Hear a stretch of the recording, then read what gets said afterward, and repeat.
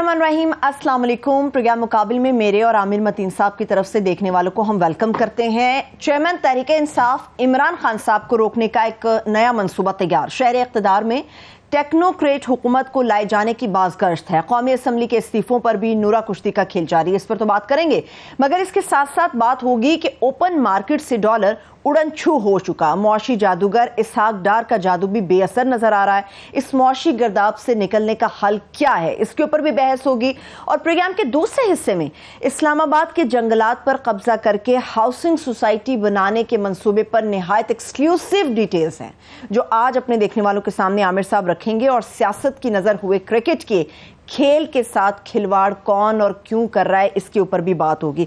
आमिर साहब, इस्तीफों के मामले के ऊपर भी बात होगी, मगर मुझे ये बताइए कि क्या पाकिस्तान का सिस्टम इस पोजीशन में है कि टेक्नोक्रेट हुकूमत जिसके लाए जाने के हवाले से बातें हो रही हैं वो उसको बर्दाश्त कर सके, या आपको लग रहा है कि खान साहब को रोकने का मंसूबा है और हमारे सिस्टम के साथ एक नया तजुर्बा किया जा रहा है? कोई तजर्बा नहीं हो सकता। ये यहाँ पे मार्शल लॉ लग जाए तो लग जाए, ये पॉसिबल नहीं है। ना ये आइनी तौर पे पॉसिबल है, ना ये सियासी तौर पे पॉसिबल। मेरे कुछ नारायक लोगों ने इसको, जो काफ़ी लोग कह रहे हैं कि शोशा छोड़ा, इमरान खान ने भी यही कहा, ये शोशा छोड़ा गया है। ये शोशा है शुरू, ये मैं समझता हूँ कि मेरा ख्याल है शब्बर ज़ैदी साहब ने किया। उन्होंने कहा जी यहाँ पे 1 साल से तक की गवर्नमेंट आ रही है, नेशनल गवर्नमेंट आ रही है, और वो मामला एमरजेंसी लगा के दे दीजिएगा। शब्बर ज़ैदी साहब बेचारों से एक ज़िंदगी में एक बहुत बड़ी गलती हो गई थी, उनको FBR का चेयरमैन लगा दिया गया था। ये उनके लिए मेराज थी, वो गलती से उसको छोड़ गए हैं। अब वो बेचारे जो है ना बिलबिलाते फिर रहे हैं और रोज़ इस तरह की स्टेटमेंट देते हैं, टेंशन सीकिंग, कि मेरी तरफ ध्यान दो, और वो चाह रहे हैं इस तरह की ज़िंदगी में उनको दोबारा कोई नौकरी मिल जाए। अच्छा। तो इस तरह की बात कर देते हैं। फिर उसने फवाद हुसैन चौधरी ने भी, चौधरी फवाद ने भी यही कहा कि जी ये इस तरह की बातें की जा रही हैं, मगर उसके अंदर जो है ज़ोर जो पकड़ा वो इमरान खान ने जब ये कहा कि जनाब ये शोशा छोड़ा जा रहा है टेक्नोक्रेट हुकूमत लगाने का, तो उसके बाद से लोगों ने इसके ऊपर कम से कम चहमगोइयाँ शुरू कर दी कि वाकई कोई ऐसा होने वाला है। तो वो लग ये रहा है कि इमरान खान की अपनी ज़ुबान में उन्होंने कहा जी मुझे जो है ना आइंदा आम इंतखाबात में पोलिटिकल इंजीनियरिंग की तो ज़्यादा अच्छे नहीं होंगे। दूसरा उनका कहना था कि मुझे इलेक्शन होते नज़र नहीं आ रहे। बड़ी ख़तरनाक बात है ये। अब ये नज़र आ रहा है कि इमरान खान साहब बहुत बददिल हुए हैं और उनको ये उम्मीद नहीं है कि ये इन तिलों में से आसानी से तेल निकलेगा। मायूस है या बददिल है? बददिल मायूस नज़र आ रहे ना, ये कहना कि मुझे इलेक्शन होते हुए नज़र नहीं आ रहे। हालांकि इमरान खान तो चीफ बेनिफिशरी हैं, सबसे बड़ा उन्हीं का फ़ायदा है अगर इलेक्शन हो जाते हैं, क्योंकि मोस्ट लाइकली कैंडिडेट वही हैं प्राइम मिनिस्टरशिप के। तो ऐसे मौक़ों पे उन जैसे लीडरों को ये कहना चाहिए कि इलेक्शन हो रहे हैं और मैं आ रहा हूँ। तो ये उनकी सादगी कह लें, उनकी बेवकूफ़ी कह लें, जो भी कह लें, कि ये कहना कि मुझे इलेक्शन होते हुए नज़र नहीं आ रहे। तो मेरा ख्याल है 2-4 चीज़ों से जो फैक्टर्स हैं उनका ये बातें करने पे मजबूर हो गए। एक तो उनके यहाँ आम PTI किसी लोग से बात कर लें, सबसे हर कोई यही कहता है कि जनाब वो पब्लिकली नहीं कह रहे कि इस्टेब्लिशमेंट पॉलिटिकल है, प्राइवेटली वो हल्का हल्का कहना भी शुरू हो गए हैं। प्राइवेटली खुल के बात करते हैं, वो कहते हैं जनाब हमें निशानियां मिलनी शुरू हो गई हैं।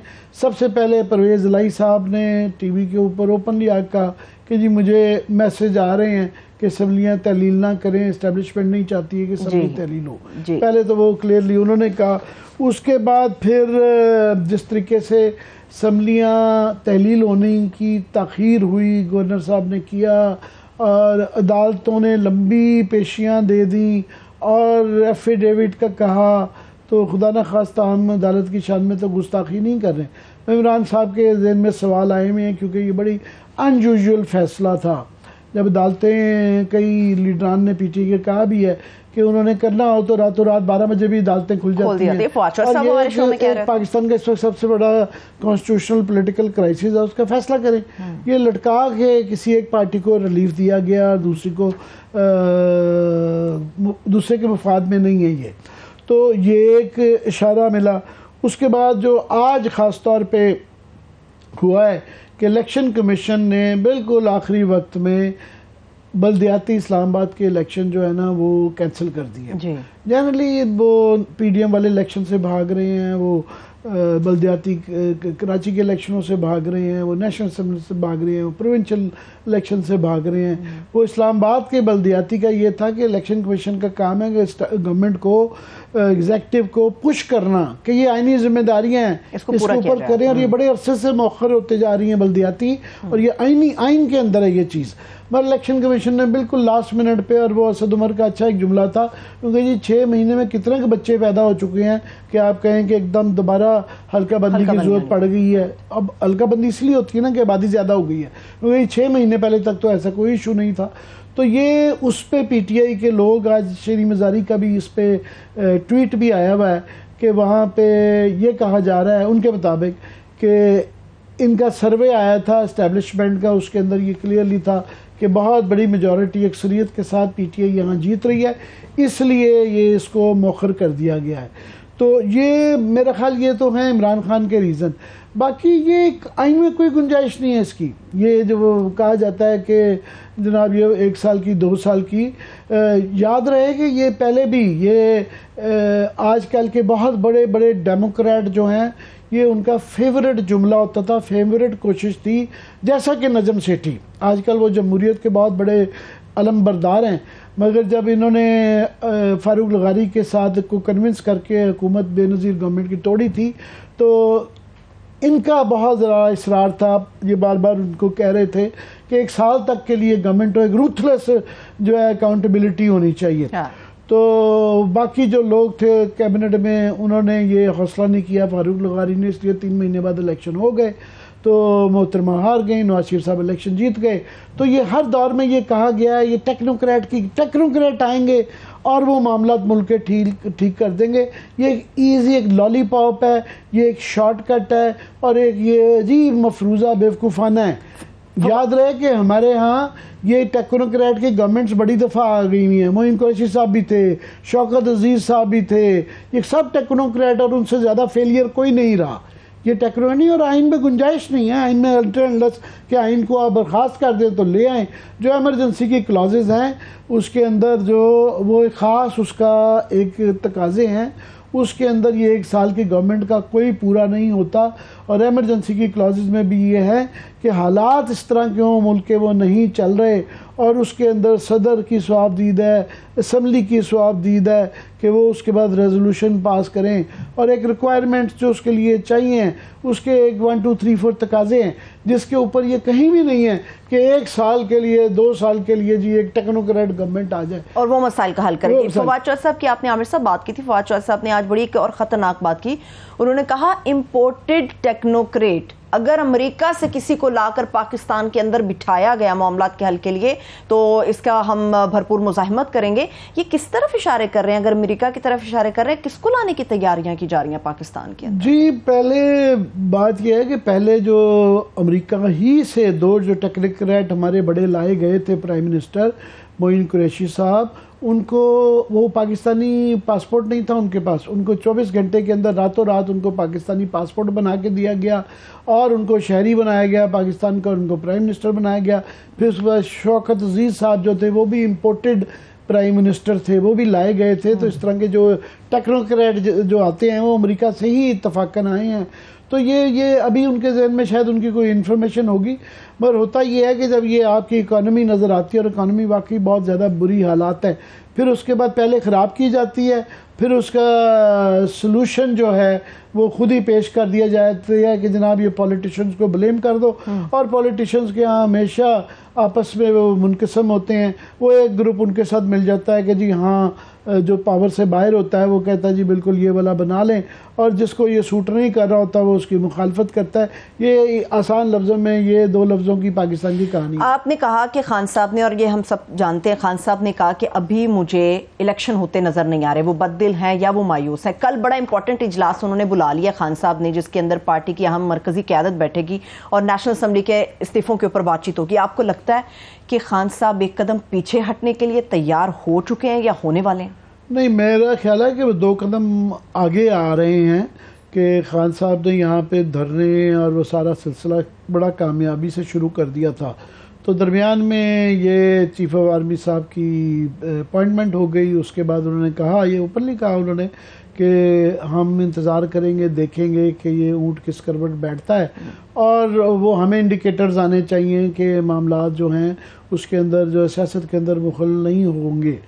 تو ابھی انہوں نے اعلان کر دیا ہے کہ جی ہم دوبارہ ایکٹیو ہو رہے ہیں, اور انہوں نے کل میرل ورکرز کی جو کنونشن بلایا جا رہا ہے, تو شاید مزید جلسے جلوسوں کا یہ معاملہ شروع کیا جائے.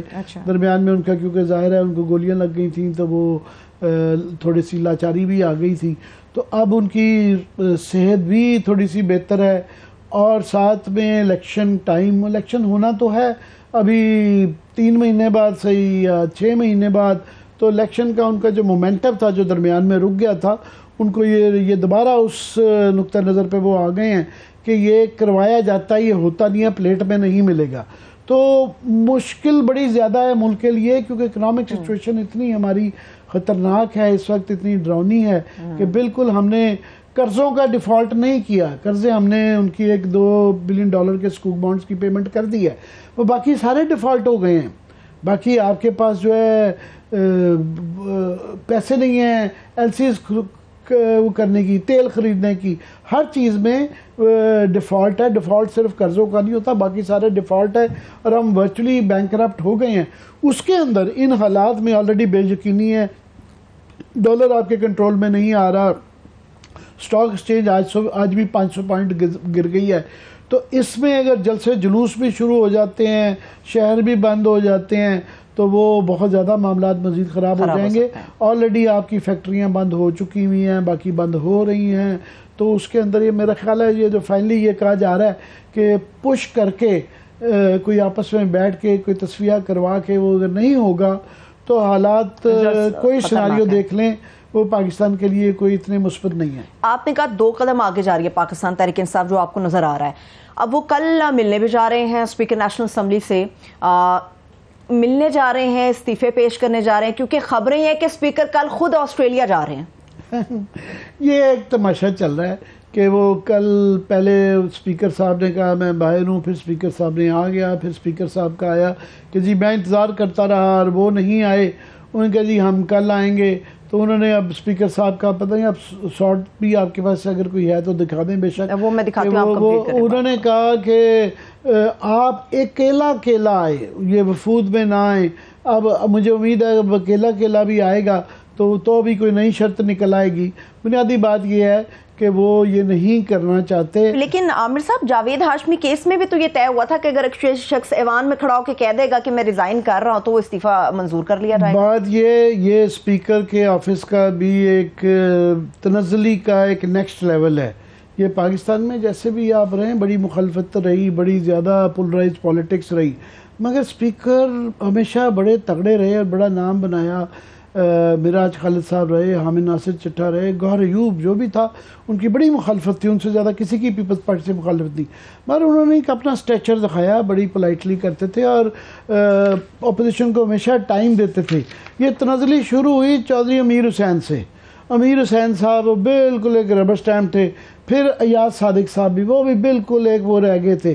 اب جو ہے یہ میں سمجھتا ہوں کہ یہ پرویز اشرف صاحب جو ہیں یہ سابق وزیر اعظم ہیں, ان کو خیال کرنا چاہیے کہ پیپلز پارٹی میں چند لوگ ہیں جو کہ آواز اٹھاتے. میں مصطفیٰ کھوکھر کا بڑا مدعا ہوں کہ انہوں نے جو ہے لوکل باڈیز کے الیکشن کے اوپر بھی آج شور مچایا ہے کہ یہ ایک غیر اخلاقی, غیر قانونی اور غیر جمہوری چیز ہے. اس سے پہلے وہ سواتی کے اس پہ بھی سینٹ تھے, اس کے بعد انہوں نے ریزائن کر دیا اور اپنے ایشو پہ کھڑے رہے.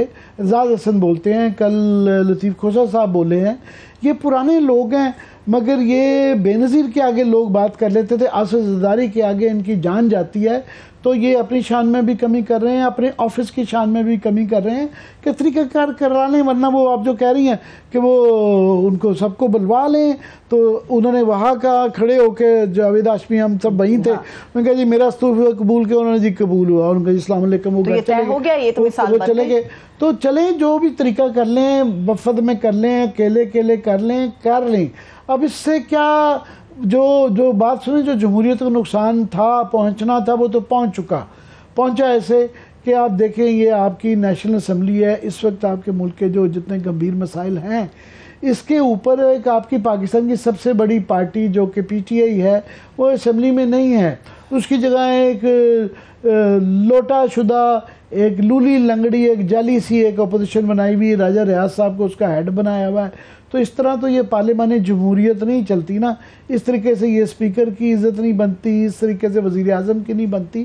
اچھے ملکوں میں اگر قانونی آئینی طور پہ نہ بھی ہو تو اخلاقی طور پہ اور جو ہے مورل ہائی گراؤنڈ لیتے ہوئے لوگ اس پہ یا ریزائن کر دیتے ہیں یا الیکشن کروا دیے جاتے ہیں، وہ بضد ہیں. سو یہ کروانے دینے سے بھی الیکشن جو ہے وہ ڈرے ہوئے ہیں، اس وجہ سے ڈرے ہوئے ہیں کہ انہوں نے جو آگے 12 سیٹوں کو کروائے تھے وہ چن کے وہ نکالی تھی جہاں ان کا خیال تھا کہ پی ٹی آئی ہار جائے گی، وہاں ان کو شکست ہوئی.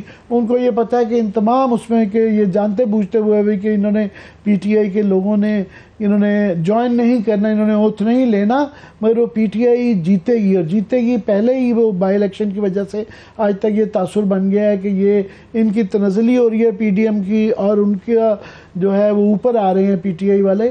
تو یہ بنیادی وجہ. یہ سب تو بول رہے ہیں مگر ایک لمبے عرصے تک اپنی ذات کے بارے میں بات کرنے سے جو شخص خاموش رہا، جو انکاری رہا، وہ بھی بہت بول رہا ہے. X army chief general retired Bajwa صاحب وہ بھی بات کر رہے ہیں کہ میرے لیے کیا ہوا اور میں نے کیا کچھ کیا بتا دوں گا تو ایک قیامت کا سما ہوگا. بس بات یہ ہے کہ یہ آفس جو تھا اس کی ایک جو ایک تعظیم تھی اس کے لیے بڑا اہم تھا کہ اس آفس میں لوگ کم بولیں، اور خاص طور پہ آپ دیکھیں ریٹائرمنٹ کے بعد کوئی نہیں بولا.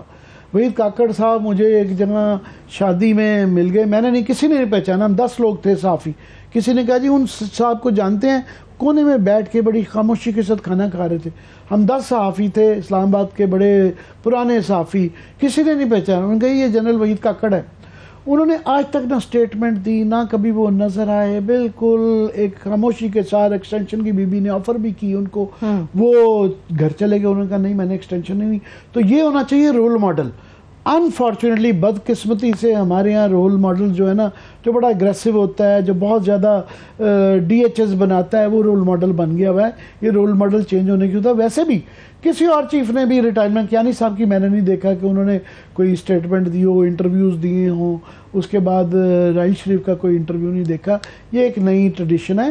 جو نئے آرمی چیف ہیں عمران خان جو مرضی کہتے رہیں، انہوں نے بھی بڑی خاموشی سے ایک وہ رکھا ہوا ہے سلسلہ کہ وہ پہلے روز ان کی جو تصویر آئی ایس پی آر والا دیتے تھے، ان کی تقریریں دکھائی جاتی تھیں، وہ بہت محدود ہو گئی ہیں. جہاں پہ بڑا ضروری ہے کہ افواج کا ولولہ بڑھانے کے لیے جتنی ضروری ہے اتنی ہی محدود ان کو دکھایا جاتا ہے. جب یہ اس طرح کے انٹرویوز دیں گے تو پھر وہ دوبارہ ہے. تو مجھے لگتا ہے کہ دونوں طرف سے ایک سلسلہ جاری ہے. ایک تو ان پہ attack P T I consistently اب کر رہی ہے. عمران خان صاحب نے بھی آج ان کے متعلق کہا ہے کہ جنرل باجوہ صاحب نے بڑا ظلم کیا ہمارے پہ، ہم بالکل ڈیفالٹ پہ کھڑے ہیں اور ہماری حکومت کے اچھی ورکنگ ریلیشن تھی مگر انہوں نے اس ملک کا اور ہمارا ستیہ ناش کر دیا. مور لیس روز ہی وہ کچھ نہ کچھ کہتے ہیں، ان کے لوگ بھی کہتے ہیں، ظاہر ان کو غصہ ہے.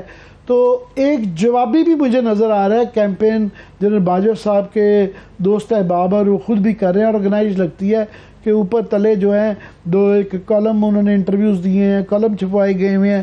اور تھوڑا سا یہ ہے کہ میں سمجھتا ہوں کہ اس آفس کی تقریب میں تھوڑی سی کمی آئی ہے. اور وہ انٹرویو ہمارے دوست ہیں جاوید چودھری صاحب، اور ہم نارملی دوستوں کے اس پہ نہیں کرتے، مگر انہوں نے جو اس کے اندر باتیں لکھی ہیں وہ ہنسی آ جاتی ہے کہ جی وہ چائے کے اندر جو ہے نا کیک رس ڈبو کے کھاتے تھے.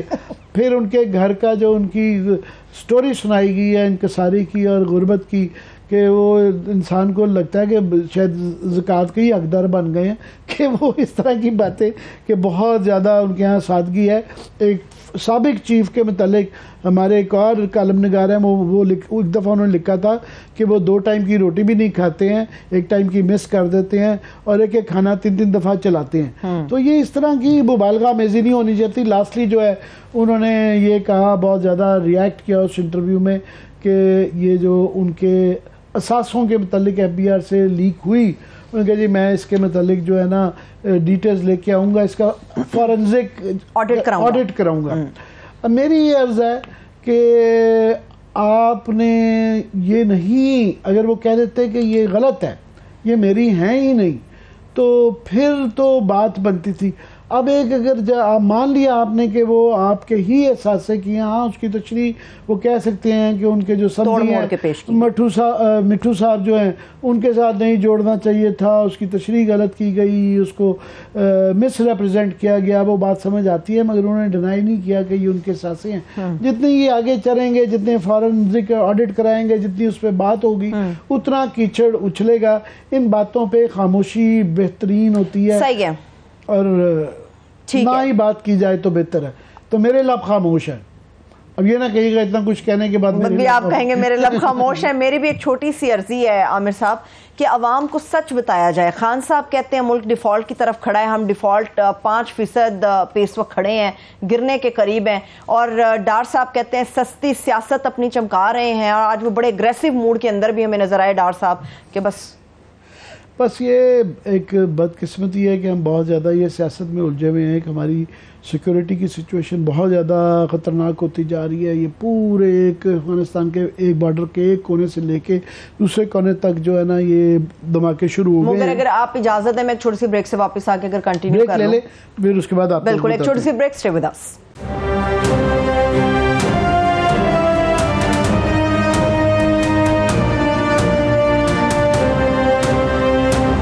بریک کے بعد ایک بار پھر سے پروگرام میں ہم آپ کو خوش آمدید کہیں گے۔ عامر صاحب بریک میں بھی آپ بڑی خطرناک معلومات کے پیجز ادھر ادھر کر رہے تھے، کیا واقعی اسلام آباد کے اندر گرین ایریا گرے ایریا میں تبدیل ہونے جا رہا ہے؟ یہ تو کسی کو نہیں سمجھ آئے گا کہ گرین ایریا گرے ایریا میں تبدیل ہونے جا رہا ہے۔ ہو یہ رہا ہے کہ اسلام آباد دی بیوٹیفل یہ اپنے ماحول کے لیے مشہور تھا، یہ اپنی گرین بیلٹ کے لیے مشہور ہے، یہ اپنی مارگلا کی پہاڑیوں کے لیے مشہور ہے، گو کہ اس کے اندر تیزی سے خرابی آ رہی ہے، سیمنٹ اور سریا بڑھتا جا رہا ہے، ٹریفک بڑھتی جا رہی ہے، مگر ابھی بھی اس شہر میں باقی شہروں کی بنسبت یہ جو آکسیجن ساری آتی ہے یہ مارگلا کی پہاڑیوں سے جاتی ہیں۔ اسلام آباد بغیر مارگلا کی پہاڑیوں کے اور گرین سبز پہاڑیوں کے ایگزسٹ نہیں کر سکتا۔ اس کا بھی حال لاہور اور کراچی والا ہوگا کہ دنیا کے بڑے کیپٹلز میں جو کہ ماحول کے اس برے ترین گندے ماحول والے شہر بنتے جا رہیں گے، مگر یہاں ایک لالچ ہے، دولت کی، پیسے کی، زمین کی ایک ہرس ہے وہ کہ اندھا کر دیتی ہے لوگوں کو۔ یہ کافی عرصے سے یہ کوشش جاری ہے، کئی سالوں سے جاری ہے کہ اسلام آباد میں ایک ہے زون 3 جسے کہا جاتا ہے۔ زون 3 جو ہے وہ نو گو ایریا ہے ہاؤسنگ سوسائٹیز کے لیے، کہ آپ جو مرضی کر لیں، یہ گرین ایریا ہے، اس کے اندر برڈ، ان کے پرندے چرند پرند اور درخت نہیں کاٹے جائیں گے۔ ادھر جو ہے جو پرانے گھر بنے ہوئے ہیں، جو لوگ رہ رہے ہیں، پرانے گاؤں ہیں، وہ ٹھیک ہے رہ رہے ہیں، رہتے رہے، مگر مزید کوئی اس کے اندر جو ہے ہاؤسنگ سوسائٹی نہیں جائے گی۔ یہ اس کے اندر جو بلڈر نہیں جائے گا، اس کے اندر ہاؤسنگ سوسائٹی نہیں جائیں گی، اس کے اندر کمرشل پلازاز نہیں جائیں گے۔ اور یہ بڑی کلیئر ہے کہ یہ ماگلا روڈ ہے، اس کے اس پار یہ مارگلا کی پہاڑیاں اور اس کا سبز جنگل ہے۔ اسی طرح ذرا سا آپ جائیں جی ٹی روڈ کی طرف، ٹھیک ہے، تو D12 کے اس طرف اسلام آباد والے تو سمجھتے ہیں اس چیز کو، مگر اگر نقشہ بھی دکھا سکیں پروڈیوسر صاحب جو اسلام آباد میں نہیں ہے، کہ وہ D12 کے اس طرف ماگلا روڈ ہے۔ اب یہ اس طرف جو ہے یہ قانون ہے 1992 کا کہ اس کے اندر کنسٹرکشن جو ہے ہاؤسنگ سوسائٹیز کی وہ نہیں کی جاتی۔ یہ بڑے عرصے سے پروگرام بن رہا ہے، بڑے سالوں سے یہ سلسلہ جاری تھا، مگر ریسنٹلی جو ہے یہ بہت اس میں زور پکڑ لیا کہ کسی طریقے سے کوئی قانون میں تبدیلی کی جائے کہ اس کے اندر یہاں ہاؤسنگ کی جائے اربوں خربوں میں۔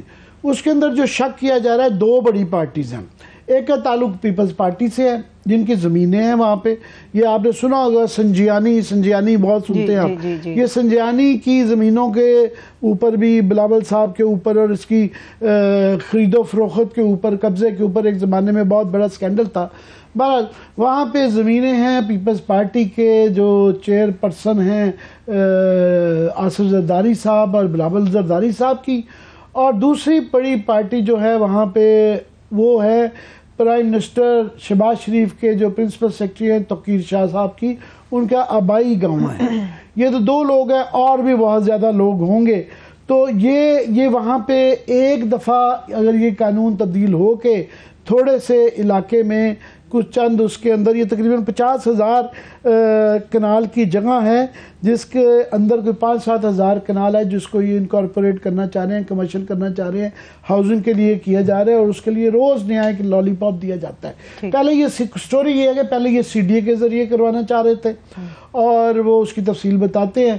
ہم نے بہت زیادہ شور مچایا کہ یہ کرنے جا رہے ہیں, کیونکہ اسلام آباد میں یہ ایک ایسا ایشو ہے کہ درخت کاٹنے کے اوپر بھی لوگ اکٹھے ہو جاتے ہیں.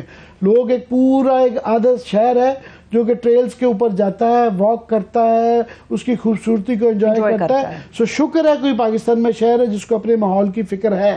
اور یہاں پہ یہ دیکھیں چیتے کے لیے ہم نے پورے پرزرو ایریا کر دیا ہے, پرندوں کے لیے کیا ہوا ایریا, وائلڈ لائف کے لیے کہتا ہے کہ یہ منال ہوٹل ٹائپ ان کے خلاف ایک موومنٹ رہتی ہے کہ جناب یہاں نہیں کیا جا سکتا. مگر وہ پہلے CDA کے ذریعے کر رہے تھے, وہ ہم نے شور مچایا. تو اب بتایا جا رہا ہے کہ جناب ایک کمیٹی بنائی گئی ہے پرائم منسٹر ہاؤس کے اندر, پرائم منسٹر آفس کے اندر, جس کو ایک اور کمیٹی جو ہے ماحولیات کے کچھ ایکسپرٹ ڈال کے وہ دیگی کمیشن جو ہے وہ بنایا جا رہا ہے. اور وہ کمیشن جو ہے وہ یہ زوننگ ریگولیشن کو چینج کرے گا. بیوروکریٹس ڈر گئے ہیں, ان کو یہ لگا کہ یہ ہم پھنس جائیں گے اور یہ ہمارے کندھے پہ تلوار رکھ کے یہ چل رہی ہے. حالانکہ اس میں سے سارے ہی بیوروکریٹ جو ہے ان کا بڑا مشکوک رول ہے. کیپٹن عثمان صاحب CDA کے جو ہیں ان کا اس کے اندر بہت ڈائریکٹلی رول ہے, وہ بھی بتاتے ہیں. اس کے بعد توقیر شاہ صاحب اس کے اندر, ان کی تو اپنی خاندانی زمینیں ہیں. سو ایک کانفلکٹ آف انٹرسٹ بھی آتا ہے کہ ان کے ہوتے ہوئے اگر یہ پالیسی بنتے ہیں جن کی اپنی خاندانی جو زمین ہے, جس کو وہ جو آپ سمجھ لیں ہزاروں کی اب وہ خربوں کی ہو جائیں گی, یہ خربوں روپے کا پروجیکٹ بن جاتا ہے. تو وہ پھر وہ بھی ایک مسئلہ ہے. مگر اس کے علاوہ بھی بہت بڑے مگرمچھ ہے, اس کی تفصیل بھی بتائیں گے. تو یہ ہم نے جو پہلے سٹوری کی تھی اکتوبر میں, یہ ڈان اخبار میں کاشف عباسی صاحب بڑے اچھے رپورٹر ہیں, مگر کچھ چیزوں میں تھوڑے سے یہ ان کی خبریت کم ہوتی ہے. تو انہوں نے یہ خبر دی تھی کہ جی یہ زون 3 کو تبدیل کیا جا رہا ہے, اور تبدیل یہ کیا جا رہا ہے کہ جی باہر سے ہم ڈالر لا رہے ہیں, ملک کی معیشت کو ٹھیک کر دیں گے, اور یہ باہر سے مخیر حضرات آئیں گے, ڈالر لے کے آئیں گے. اور اس کے لیے ایک بنایا گیا ہے, بڑے عرصے سے بن رہا ہے, گندارا انکلیو ہاؤسنگ پروجیکٹ بن رہا ہے GT روڈ کے اوپر. اور اس نے کہا جی اس کا جو ہے نا جو واٹر پروجیکٹ ہے نا سنجیانی کا, اور کچھ ایریا زون 3 میں آتا ہے, تو قانون کی تبدیلی کر کے جو ہے نا وہ کر دیا جائے. اور ساتھ میں اس میں CDA کو شامل کیا گیا کہ اس کیپٹن عثمان صاحب نے کہا کہ جناب یہ میں نے نہیں کیا, یہ مجھ سے پہلے بورڈ کر گیا ہے. اچھا. تو ہم نے پچھلے بورڈ کے منٹس دیکھے, انہوں نے کہا جناب کہیں بھی نظر نہیں آیا. انہوں نے کہا اس کو ایکسپلور کریں کہ کیسے طریقہ حل نکالا جا سکتا ہے. انہوں نے پچھلوں پہ کندھے پہ رکھ کے بالکل جھوٹ بلیٹنٹ لائے کہ جی پچھلے بورڈ نے میرے آنے سے پہلے ہوا, تو وہ اب وہ بیک آؤٹ تھوڑا سا لگتا ہے کر گئے. اس کے بعد ایک صاحب ہیں جی CDA ممبر پلاننگ وسیم یاد باجوہ صاحب, ان کا کوٹیشن تھا کہ جی ہم جو ہے زوننگ کے اس کے اندر ہم نے فیصلہ کر دیا ہے کہ ہم زون 3 کے اندر گرین ایریا میں جو ہے وہ الاؤ کر رہے ہیں اور اس کو چینج کر رہے ہیں. اور جو ہے عثمان صاحب نے بھی اس میں ہم نے اس میں بڑا شور مچایا کہ یہ آپ نہیں کر سکتے, غیر قانونی بھی ہے اور یہ کرپشن بھی ہے, اور یہ ماحولیات کے نام پہ یہ بہت بڑا ایک اس کے اوپر ایک قدغن بھی ہوگی, اس کے اوپر ایک بہت بڑا یہ اٹیک بھی ہے. تو اب جو انہوں نے طریقہ نکالا ہے اس کے اندر انہوں نے کہا جی ایک بجائے اس کے کہ یہ بیوروکریٹس کے اوپر پڑے, تو انہوں نے کہا یار یہ پولیٹیشنوں پہ ڈال دیتے ہیں. کیبنٹ کا ایک ٹھپا لگواتے ہیں اور کیبنٹ کو اختیار ہے. حالانکہ جو ادھر کا جو آپ کا جس طرح آئین ایک سیکروسینٹ چیز ہوتی ہے، اسلام آباد کا ماسٹر پلان بھی ایک سیکروسینٹ ایک مقدس چیز ہے. وہ بڑی سوچ سمجھ کے بنایا گیا ہے، اس کے اندر تمام چیزیں اسی لیے دنیا کے خوبصورت ترین شہروں میں سے ہے. وہ اس کو تروڑ مروڑ کرنا چاہتے ہیں کہ بس کسی طریقے سے اس کے اندر جو نا بلڈر گھسا لیں اور وہ کر لیں. انہوں نے لہٰذا یہ نئی خبر یہ ہے، یہ بھی اس کا انکشاف بھی کاشف باسط صاحب نے کیا ہے، مگر تھوڑی سی شوگر کوٹڈ ہے ہمارے بھائی کی سٹوری، کہ اس میں انہوں نے کہا ہے جی ہم یہ کمیشن بنا رہے ہیں. اور ایک میٹنگ ہوئی ہے، پہلے تو فرائیڈے کو ایک میٹنگ ہوئی ہے جہاں پہ پرائم منسٹر آفس میں، جہاں سب لوگوں نے بیٹھ کے، بڑے بڑے لوگوں نے بیٹھ کے، سینئر گورنمنٹ آفیسرز اور C D A chairman Muhammad Usman, انہوں نے کہا کہ یہ جو زوننگ ریگولیشن والا ہے decide by a commission to be notified by the government. اب وہ گورنمنٹ بتائے گی، اب اپنی مرضی کے اس کے اندر بندے ڈالے جائیں گے، وہ مرضی کے ایکسپرٹ بلائیں گے اور وہ پھر مرضی سے سارا کام ہو جائے گا. کیبنٹ سے وہ کروا دیجیے، کیبنٹ آپ کر دے گی کہ ایک طرف آصف زرداری صاحب کی زمینیں ہیں، دوسری طرف جو ہے ان کی زمینیں ہیں توقیر شاہ صاحب کی، اور جو ہے دونوں میجر پارٹیز کا اس پہ اتفاق ہے. مجھے نہیں پتا اور کس کس کا کیا کیا اس کے اندر جو ہے پاؤنڈ آف فلیش ہوگا، مگر یہ اس کے لیے ڈیسائیڈ کیا ہوا ہے. اس کے بعد انہوں نے یہ مزید کہا کہ یہ اس کی جو ہے نا وہ پلاننگ ہو چکی ہے، اور باقی انہوں نے کہا سورسز کے حوالے سے لکھا ہے کہ یہ جو پلاننگ ونگ نے اس کا کیا اور اس کا جو ہے باقی سلسلہ، کہ ہاں ایک اور انہوں نے چلاکی اس میں کی کہ ہمارے جیسے لوگ شور میں چاہتے ہیں نا یہ گرین ایریا ہے، تو انہوں نے کہا نا فکر نہ کریں، ہم وہاں کی جو دیہات آتے ہیں نا، اس کے قدیم دیہات ہیں، قدیم دیہات ہیں، وہ ان کے اگر آپ نام مجھے نکال دیں اس میں سے، ایک تو تلہار ہے، ایک اس طرح کے یہ گوکینا ہے، تلہار ہے، شادرہ ہے، جی شادرہ بید گاؤں ہے. انہوں نے کہا جی ہم گاؤں کو نہیں چھیڑ رہے بلکہ گاؤں کو اور گرین کر رہے ہیں، تو ان گاؤں کو وہ سائڈ پہ کر دیں، کچھ دے دیں گے. اب وہ جنگلی حیات جو ہے نا بڑے بڑے پلازاز میں رہیں گی، اور وہ ہاؤسنگ سوسائٹیز میں جو ہیں چیتے پھرا کریں گے اور پرندے پھرا کریں گے. لفٹ استعمال کوئی چیتا کر رہا ہوگا، انہوں نے کہا انوائرمنٹ کا بھی ہم نے انتظام کر لیا ہے. اس کے اندر جو کمیشن کو جو ہے کمیٹی رپورٹ کرے گی جس کے اندر کے، اب یہ کہاں سے انوائرمنٹ اس شہر کے سٹیک ہولڈرز ہیں. یہاں پہ ایک پوری کافی اس طرح کی سوسائٹی کی تنظیمیں ہیں جو کہ گرین اسلام آباد، سبز اسلام آباد چاہتی ہیں. ان میں سے کوئی جو معتبر نام ہے، بڑے بڑے معتبر نام ہیں، طاہرہ عبداللہ ہیں، یہاں پہ رحداد خان بڑی عمر کے ہو گئے ہیں، وہ بھی اس کے لیے کھڑے ہوتے ہیں. مشاہد حسین بھی ایک دو دفعہ نظر آتے ہیں، اور بھی بے تاشا لوگ ہیں جو کہ اس کے لیے کھڑے ہوتے ہیں. یہاں کا شہری کھڑا ہوتا ہے، مگر انہوں نے اپنی مرضی کا، ہمیں نہیں پتہ یہ کمیٹی کون ہوگی. انہوں نے کہا جی اس میں کچھ انوائرمنٹ کے ایکسپرٹ بھی ڈالیں گے. ای پی اے ان کی اپنی، ہمارا بڑی شکایت ہے شہری رحمان صاحبہ سے کہ وہ پوری دنیا میں جا کے کلائمیٹ کنٹرول کے لیے، ماحول کو تبدیل کرنے کے لیے سیمینارز اٹینڈ کر رہی ہیں. یہ آپ کا اپنا کیپٹل تو بچا لیں، مگر میرا نہیں خیال ہے ان کے اندر یہ حوصلہ ہے کہ آصف زرداری کی زمینوں کو اس کو جو فائدہ ہو رہا ہے اس کو روک سکیں. کوئی آواز نہیں آ رہی، بالکل نہیں آ رہی. عدالتی فیصلے بھی تو ہوتے ہیں گرین ایریاز کو لے کر کہ ان کو تباہ و برباد نہیں کیا جائے گا. اس پہ کافی میں نے کہا عدالتی فیصلے ہیں کہ یہ نہیں کیا جا سکتا. ان کا جو بنایا گیا تھا یہاں پہ گولف گراؤنڈ، اس کو بند کر دیا عدالت نے کہ گرین ایریا کو نہیں ٹچ کرنا.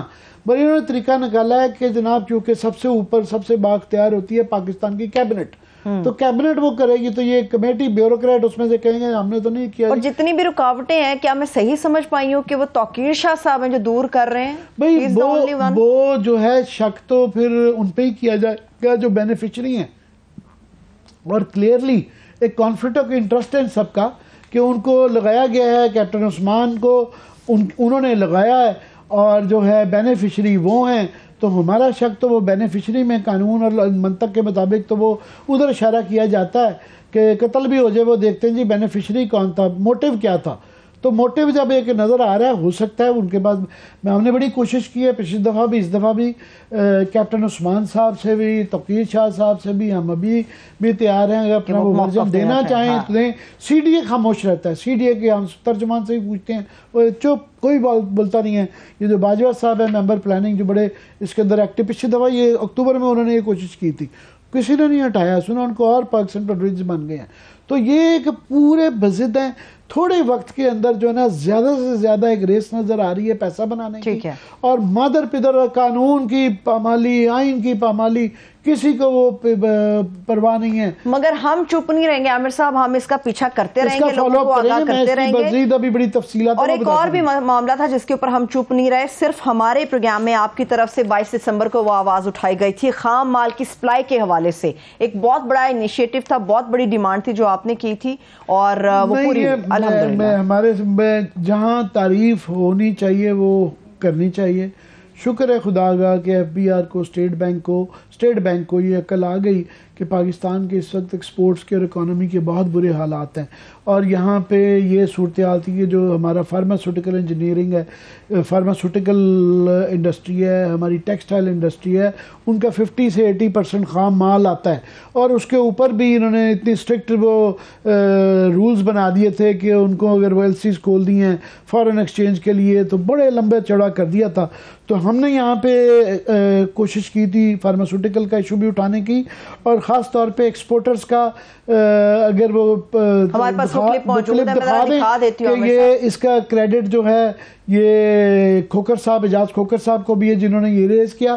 تو ہم شکر گزار ہیں اسٹیٹ بینک کے بھی، انہوں نے ان دا لارجر نیشنل اس کو، اور یہ مقابل ہمارے پروگرام مقابل میں ہوا. کوئکلی یہ بتا دوں، پہلے وہ دکھا دیں پھر میں بتاتا ہوں. جی پلیز. گارمنٹس انڈسٹری جو ہے اس کا 50% جو خام مال درآمد ہوتا ہے امپورٹ کرتے ہیں، جو کہ پیسے نہیں ہیں، ایل سیز نہیں کھل رہی، درآمد نہیں کر پا رہے ہیں، بینکس پیسے نہیں دے رہے ہیں، گورنمنٹ اجازت نہیں دے رہی ہے، جناب خام مال کے بغیر یہ نہیں چل سکتا. تو یہ گورنمنٹ کو یہ آپ کو ٹی وی پہ آ کے بتانا پڑتا ہے، ان کو سمجھ نہیں آ رہی. اس وقت پاکستان میں جو سب سے بڑی پرابلم ہے، پچھلے کافی مہینوں سے اسٹیٹ بینک نے جو پابندی لگائی ہوئی ہے کہ آپ کوئی چیز امپورٹ نہیں کر سکتے، اس میں بڑی دشواری ہے کہ پاکستان میں تو وہ چیزیں ملتی نہیں ہیں. ایکسپورٹ کے اندر جو خام مال استعمال ہونا تو یہ تو اسینشل آئٹمز میں آ جاتا ہے، کیونکہ یہ اگر سلسلہ نہیں چلے گا تو ہم اس لاک جام سے نکل ہی نہیں پائیں گے. دھڑا دھڑ فیکٹریاں بند ہو رہی ہیں، بے روزگاری بڑھے گی، اور ایکسپورٹس کو بہت ڈراسٹک جو ہے وہ ایک $5 بلین کا بتا رہے ہیں کہ 31 سے جو ہے 25-26 بلین ڈالر. یہ ہم نے اپنے دیکھنے والوں کو جی یہ اعجاز کھوکر صاحب نے اس کو ریز کیا، ہمیں بھی موقع ملا. تو ایک اچھا فیصلہ یہ ہوا ہے کہ ابھی امپورٹس کے اوپر جو را مٹیریل ہیں اور ان پٹ گڈز ہیں اور اسپیئر پارٹس ہیں، ان کے اوپر اسٹیٹ بینک نے یہ قدغنیں ختم کر دی ہیں، اور ایکسپورٹ اورینٹڈ جو انڈسٹریز ہیں ان کے اوپر. ساتھ میں انہوں نے یہ بھی تک سمجھ آتی ہے کہ جو فوڈ ہے اس وقت وہاں پہ آٹے وغیرہ کی جو صورتحال ہے تو ویٹ، ایڈیبل آئل وغیرہ کے اوپر بھی یہ پابندیاں ختم کی ہیں. ساتھ میں یہاں پہ کوئلے کے اوپر اور جو انرجی کے لیے چیزیں ہیں ان پہ بھی یہ نہیں لگائیں، اور ایگریکلچر انپٹس کے لیے کہ سیڈ، فرٹیلائزر اور پیسٹیسائڈ وغیرہ کے اوپر بھی اس طرح کی قدغنیں. اس سے اکانومی چلتی ہے، اس سے ڈے ٹو ڈے لائف چلتی ہے، اس سے جانیں بچائی جاتی ہیں دوائیوں سے. تو یہ بڑی ضروری تھی اور یہ بڑی اچھی بات ہے کہ انہوں نے یہ والا فیصلہ اسٹیٹ بینک نے کیا ہے، اور ہم اس لیے بھی خوش ہیں کہ ہمیں اس کاوش کے اندر کچھ تھوڑی سی ہماری کنٹریبیوشن بھی ہے، شامل ہے، موقع ملا بالکل صحیح ہے. ایک بریک کی طرف ابھی چلتے ہیں عامر صاحب، بریک سے واپس آئیں گے تو بات کریں گے کہ عوام کے لیے ایک پاکستان کے اندر ایک ہی شاید انٹرٹینمنٹ باقی رہ گئی ہے، وہ ہے ہمارا کرکٹ کا کھیل. مگر اس کرکٹ کے کھیل کے ساتھ بھی کھلواڑ ہونا شروع ہو چکا ہے. اس کی وجہ کیا ہے؟ بریک سے واپس آ کے جانیں گے. اسٹے ود اس.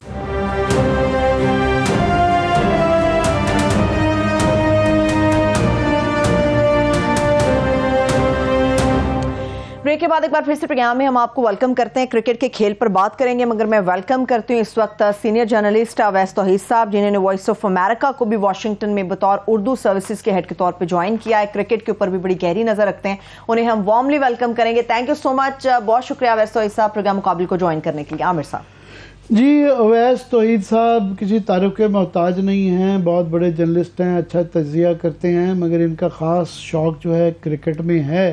تو کرکٹ میں ان سے تبصرہ کروائیں گے. میں تھوڑی سی سچویشن ایکسپلین کر دوں کہ اس وقت جو ہے جس طرح ہماری سیاست بڑی گندی ہے، ہم نے بدقسمتی سے کرکٹ کے اندر بھی وہی سیاست انٹروڈیوس کروا دی ہے کہ ایک حکومت آتی ہے وہ کرکٹ کی ایک پالیسی بنا دیتی ہے، دوسری آتی ہے وہ بالکل نیا نظام لے کے آ جاتی ہے، اور ایک دوسرے کو گالی گلوچ تک بات جا پہنچی ہے کہ جو الفاظ ایک دوسرے کے متعلق کیے جاتے ہیں وہ نہیں. یہ ایک پروفیشنل کھیل ہے، اس کے اندر یہ نہیں ہونا چاہیے تھا، پر بدقسمتی سے ہو گیا۔ ایشو یہ ہے جو کرکس وہ ہے، ایک تو دو افراد کی لڑائی ہے، ایک طرف ہے نجم سیٹھی صاحب، وہ بھی اپنے آپ کو بہت بڑا، ان کا پی سی بی میں ہمیشہ انٹرسٹ رہتا ہے، وہ تمام دنیا کی وہ صحافت کر لیں، کچھ کر لیں، وہ گھوم پھر کے انہوں نے پی سی بی میں، یہ شاید تیسرا یا چوتھا ان کا ٹینیور ہے، ان کا بہت انٹرسٹ رہتا ہے۔ اور رمیز راجہ کو شکایت رہتی ہے ان سے کہ انہوں نے زندگی میں کبھی بلا نہیں اٹھایا، تو یہ کیسے اس کے وہ بن جاتے ہیں۔ تو رمیز راجہ صاحب جو تھے وہ 3 سال کے لیے غالباً لائے گئے تھے، ابھی 1-2 سال شاید ہوئے تھے، تو ان کو بڑا سیریمونیسلی نکالا گیا۔ ان کا کہنا ہے کہ جی مجھے سامان تک نہیں اٹھانا دیا گیا۔ دونوں نے ایک دوسرے کے متعلق بڑے سخت الفاظ کا استعمال کیا ہے کہ رمیز نے کہا کہ جی نجم سیٹھی نے یہ الزامات ویسے ان پہ ہیں، اس کے اوپر علیحدہ ہم پروگرام کریں گے، کہ 1 سال میں 4 کروڑ میں نے صرف 56 لاکھ خرچ کیے۔ تو یہ بھی ہے، انہوں نے کہا جی یہ اور بھی ایسے الفاظ ہیں جو کہ میں دہرانا نہیں چاہتا۔ نجم سیٹھی صاحب نے کہا ہے کہ جی میں ان کے اوپر سو کروں گا، ان کو عدالت میں لے کے جاؤں گا۔ 1-2 ایشوز جو ان سے نیچے ہیں اس پرسنالٹیز کی لڑائی کے علاوہ، وہ ہیں، ایک بہت بڑا ایشو یہ ہے کہ 2014 کے اندر جب نجم سیٹھی صاحب پہلے تھے، نواز شریف صاحب کی حکومت تھی، تو اس وقت ایک قانون بنایا گیا تھا، کہ آئین بنایا گیا تھا پاکستان کرکٹ بورڈ کا، کہ یہ ہم ڈپارٹمنٹل کرکٹ ہوگی، اور وہ ڈپارٹمنٹل کرکٹ یہ ہے کہ ریلوے کی، کسٹم کی، اور یہ ڈپارٹمنٹس اور بینکس یہ پروموٹ کرتے تھے کرکٹ کو، لوگوں کو، کرکٹرز کو نوکریاں ملتی تھیں، نیا ٹیلنٹ آتا تھا۔ اس کے بعد عمران خان صاحب آئے تو ان کا جو تھا، میں کوئکلی کہہ دیتا ہوں کہ ان کا ایک اپنا نظریہ تھا کہ انہوں نے جو ہے علاقائی شہروں تک لے آئے وہ کرکٹ۔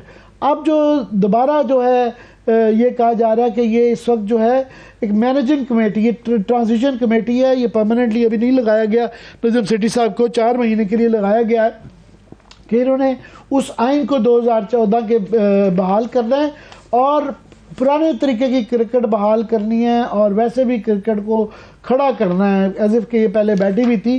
تو مجھے آپ ذرا گائیڈ کریں، آپ کا مجھ سے کرکٹ میں بہت زیادہ انٹرسٹ رہتا ہے ویس، کہ یہ کیا یہ گند پڑا ہوا ہے، کیا کیا جائے؟ شکریہ عامر۔ ایک تو ابھی میں فیئرویل ڈنرز ہی لے رہا ہوں اور واشنگٹن نہیں گیا ہوں، تو ابھی میں پاکستان میں موجود ہوں۔ عامر دیکھیے، یہ تو ہم نے دیکھا اتنی یہ ہیوملیٹنگ طریقے سے جو رخصت کیا گیا رمیز راجہ صاحب کو۔ مجھے اختلاف ہو سکتا ہے، آپ کو اختلاف ہو سکتا ہے ان کے انتظامی امور سنبھالنے سے یا کرکٹ کے پہ ان کے کوئی ڈیسیشن اگر پسند نہ ہو، لیکن یہ اس طرح جیسے کو ہو گیا اور ٹیک اوور ہو گیا، یہ انتہائی ان کو بڑے طریقے سے سلیقے سے بلایا جا سکتا تھا۔ سابق کپتان ہیں ٹیم کے، بڑے پوری دنیا میں کے معروف ایکسپرٹ کامنٹیٹر رہے ہیں، تو شہباز شریف صاحب بلا لیتے پی ایم ہاؤس کے اندر، ان کو کہہ دیتے کہ ہوم ٹیسٹ سیریز وغیرہ ختم ہو جائیں، اس کے بعد ہم چاہ رہے ہیں کہ جی ہم اپنے مرضی کا کوئی لے کر آنا چاہ رہے ہیں، طریقہ ہوتا ہے، تو وہ ایک بالکل غلط ہے۔ دوسری طرف یہ آپ دیکھیے عامر کے 70 کی دہائی میں عبدالحفیظ کاردار وغیرہ جب ہوتے تھے، انہوں نے ڈپارٹمنٹ کرکٹ انٹروڈیوس کی تھی، جب ایک طریقہ کار ہوتا تھا کہ 16-14 ریجنز ہیں، کراچی کا ہے، لاہور کا ہے، کوئٹہ کا ہے، پشاور کا ہے، سو آن، اور وہ لوگ الیکٹ ہو کے پھر وہ الیکٹ کرتے تھے چیئرمین۔ اب یہ تو ایک عجیب طریقہ نکالا ہے کہ جو نواز شریف صاحب کے دور میں کہ جی وزیر اعظم جو ہے وہ پیٹرن ان چیف ہوگا۔ کیوں پیٹرن ان چیف ہوگا؟ کیونکہ نواز شریف صاحب کو کرکٹ میں دلچسپی ہے، عمران خان صاحب کو تو چلے سمجھ میں آتا ہے۔ تو مجھے لگتا ہے کہ یہ طریقہ کار غلط ہے، اور یہ جس طریقے سے ٹیک اوور کیا ہے وہ بالکل بد تہذیبی والا ہے، یہ نہیں ہونا چاہیے تھا۔